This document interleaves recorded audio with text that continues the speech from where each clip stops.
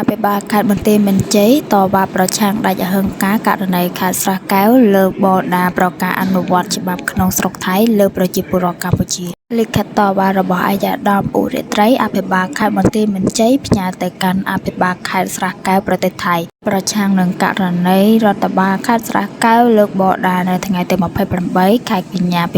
2025ដោយមានខ្លឹមសារប្រកាសអនុវត្តច្បាប់ក្នុងស្រុកថៃលើប្រជាពលរដ្ឋកម្ពុជារស់នៅក្នុងភូមិជោគជ័យ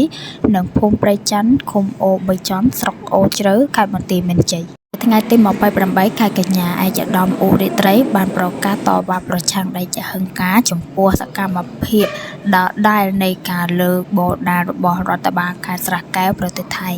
ជាការគំរាមកំហែងយ៉ាងធ្ងន់ធ្ងរមកលើសិទ្ធិប្រជាពលរដ្ឋស្លូតត្រង់កម្ពុជាកំពុងរស់នៅអាស្រ័យផលក្នុងភូមិជោគជ័យនិងភូមិព្រៃច័ន្ទតាំងពីយូរយារណាស់មកហើយគឺមុនពេលចុះហត្ថលេខាស្តីពីការវាស់វែងនិងខណ្ឌសីមាព្រំដែនកម្ពុជា MOU 2000ចូលជាព័ត៌មានរដ្ឋបាលខេត្តបន្ទាយមានជ័យសូមបញ្ជាក់ថារដ្ឋបាលខេត្តស្រះកែវមិនមានសមត្ថកិច្ចកំណត់ព្រំដែននិងអនុវត្តច្បាប់ក្នុងស្រុកថៃរបស់ខ្លួនមកលើសហគមន៍កម្ពុជាដែលបាននឹងកំពុងរស់នៅនិងអាស្រ័យផលក្នុងតំបន់មិនទាន់មានការកំណត់ខណ្ឌព្រំដែនសីមារួចរាល់នោះទេ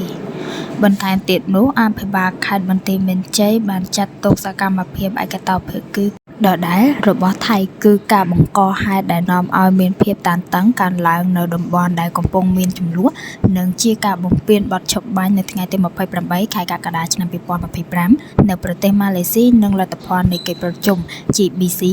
RBC និង JBC រវាងប្រទេសទាំងពីរបើតាមលិខិតដដែលរបស់ឯកឧត្តមឧរិត្រីរដ្ឋបាលខេត្តបន្ទាយមានជ័យស្នើសុំឲ្យរដ្ឋបាលខេត្តស្រះកែវប្រទេសថៃចូលរួមផ្ដល់កិច្ចសហការចាត់វិធានការបញ្ឈប់នៅសកម្មភាពខាងលើជាបន្ទាន់ដោយរក្សានៅស្ថានភាពដើមប្រកាន់ភ្ជាប់ដោយសុខចិត្តលក្ខខណ្ឌបទឈប់បាញ់និងបញ្ឈប់នៅផែនការបណ្តេញប្រជាជនរាប់រយគ្រួសារចេញពីផ្ទះសម្បែងនិងដីធ្លីដែលបានរស់នៅជាច្រើនទសវត្សរ៍មកហើយ